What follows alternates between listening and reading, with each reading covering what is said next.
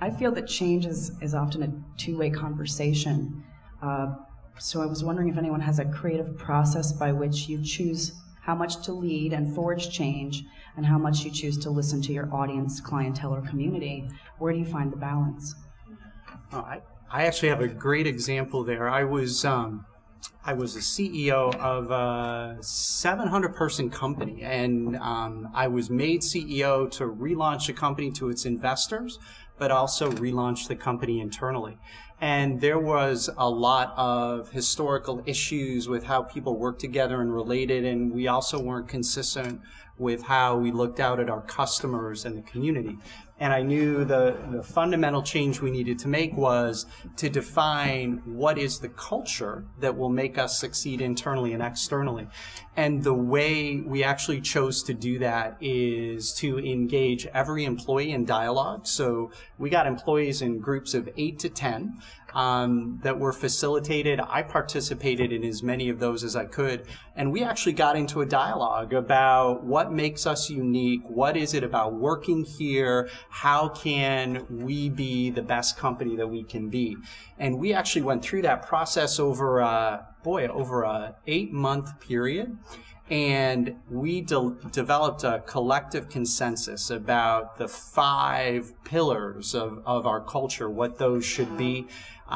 We actually took that. We took the examples that we got from these interactive sessions. We created educational materials. We created recognition programs. We created focus groups. And it was by that careful and methodical, open communication, interaction, listening, dialogue, that we were actually able to accelerate a cultural transformation. Because if you read the studies, those are things that take 5 to 10 years. But by taking that highly interactive and iterative approach, we were actually able to affect that in 3 years. And it created such a sense of belonging in the company that it was evident to new hires why they wanted to work here. It reduced our turnover. It created better relationships with our customers, our vendors. We became one of their preferred customers. But it really was that openness, that dialogue, the willing to hear that feedback, incorporate all of that, and then to walk the talk. And that was one of the best experiences that I had ever had in successful change management, and culture being one of the toughest ones to take on. Can you share the 5 values? I sure can. We'll see how customer-driven, results-oriented, team-focused, result-ready, and innovative. That's good. Remember, wow, I passed the test. Whoa. Yeah. We don't know if they're right. No, I got it. He came up with Actually. If I can, so how do you continue to build on that and make it more than just a one-time event so that you don't have to do it again in 5 years and it takes another 3? We actually did a lot. So it became part of our training programs in the company. It became part of how we looked at performance. So in our performance reviews, we actually expected you to talk through examples of how you had lived up to those values. Every new hire when they came into the company had a focus group with me, whether they were with me in person or on the phone, and I talked through the values and explained and gave examples. We had value awards, so each quarter and then annually, we looked for examples of individuals or teams who best demonstrated each of those values, and we recognized them company-wide. So we had exactly the concern that you'd outlined that, well, I've been through those where they go up on the high mountain and they come back and they say, oh, this is it. These are the 5 things. Here's the card. And you have the card, and that's the last you hear about it. In fact, at a previous company I've been at, they did that, and the only time anybody asked me was one of the senior vice presidents was standing in the elevator lobby with me, and he said, have you got your card? And I thought, oh, crap. So I went into my wallet, and I had the card, and I pulled it out, and he said, good. And that was the last time I heard about that. So that's why with this change, I was determined, and I had a group of people around me who were equally as determined that it was going to be a part of the way we worked together and we interacted every day, every month, and all year long. And it worked. Thanks for that question. I think that's a great lead-in. I was really hoping we'd be able to talk about teams, because change doesn't happen. There's really no independent agent who drives change in a big organization without really great people around them. And we talked about a little bit about this dynamic that exists between, at this scale of resolution with Stacy's example, between an older board member and then a junior member, and this dynamic that exists between them.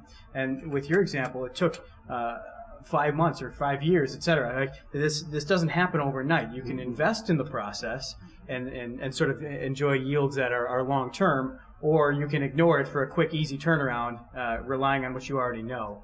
So if you think about things you've been involved in the past that were successful long term, what kind of teams were able to pull that off? What are the qualities or characteristics of those people who were on those teams? Like, tell us. You've all been successful at this. How do you surround yourself with those kinds of people, the ones who can thrive in that situation? If I can offer, I think, for one, as the leader, you cannot be afraid to surround yourself with people who know more than you. Amen. That's easy. That's that. And once you have found those folks, you have to be able to articulate a clear focus and vision for them repeatedly. And then it doesn't become yours anymore. It is the group's, and everyone is clear and focused on that. I think the intentional, repeated focus over whatever that, I'm saying long haul, it could be a short haul, it might be a long haul, but I think things will happen. You may have to change, you may have to adjust, you may have to shift, but in fact, staying intentional on your original focus, to me, is what enables us to have change in our organization and to impact and sustain change in the community. I think we can't get distracted. Too many things happen that will pull you in every direction, and you have to remain true to your focus. For us, in a nonprofit, you say mission. If we are not remaining true to our mission, there's really no point in us continuing. Tim, the Institute for the Ages, is it state or federally funded, or both? It's a nonprofit. Startup funding comes from a combination of everything: individuals, corporations, and local government. So it sounds like you are subject to sort of the winds in terms of your funding streams. It sounds like you're probably in a situation that she's describing. Well, I'm going to wear two hats now. The Institute is actually going to be self-sustaining by earning income past the startup phase.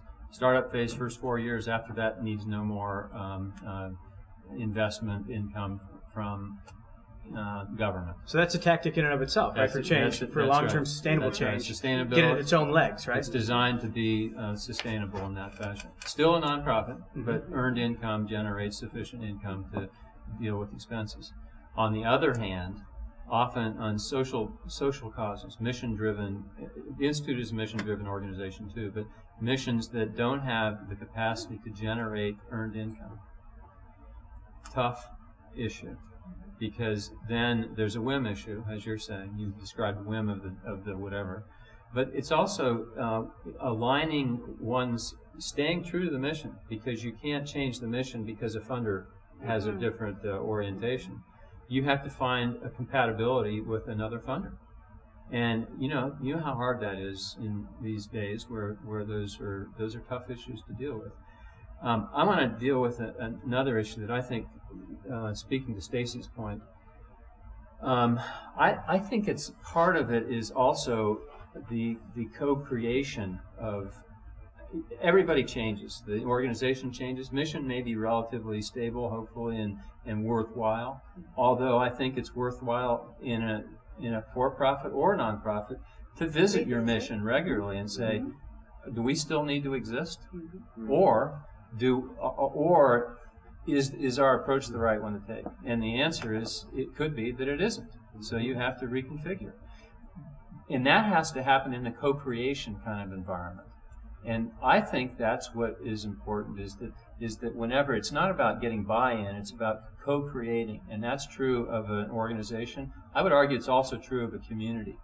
When we're talking about sustaining long-term change, What is it that's going to sustain long-term community change? It's whenever there is, in fact, engagement by everybody, not just by some people. So we come back to self-replicating systems and complexity science. That's right. Tell us more. Well, you know, this is not easy stuff because we don't know how to do it. Well, I'm glad I don't have to explain it. Tell us more.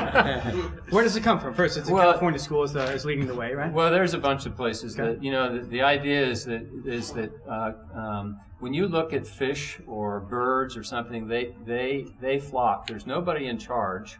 There's no one boss that says, "Oh my gosh, everybody turn left," in a school of fish. And it's because they're organized. They're self-organized. And it's because they pay attention to what's going on around them. The nature of how community has the potential to create permanent, lasting, and positive transformation is to self-organize, is to pay attention to what's going on around you. And that's what we're trying to figure out how to do. And the issue is not that it happens by some hierarchical force saying, all of you turn left. It happens because we're in sufficiently close relationship with one another to be able to be sensitive to the changes that we need to be responsive to. And that's how we think change is going to happen from the inside out, not from edict. And now that model, I think, kind of applies to what Sean was talking about, right? Your idea management system inside of an organization. Management couldn't submit ideas. This had to be grassroots, and they were investing in each other's ideas. Therefore, that sort of self-replication was happening through an exchange of 5 either real dollars or fake currency. A lot more right? ownership. Otherwise, it's coming from one person. And change is more likely to happen if people feel it to the ownership issue that you addressed, right? If they feel like they own it, it's more likely to persist.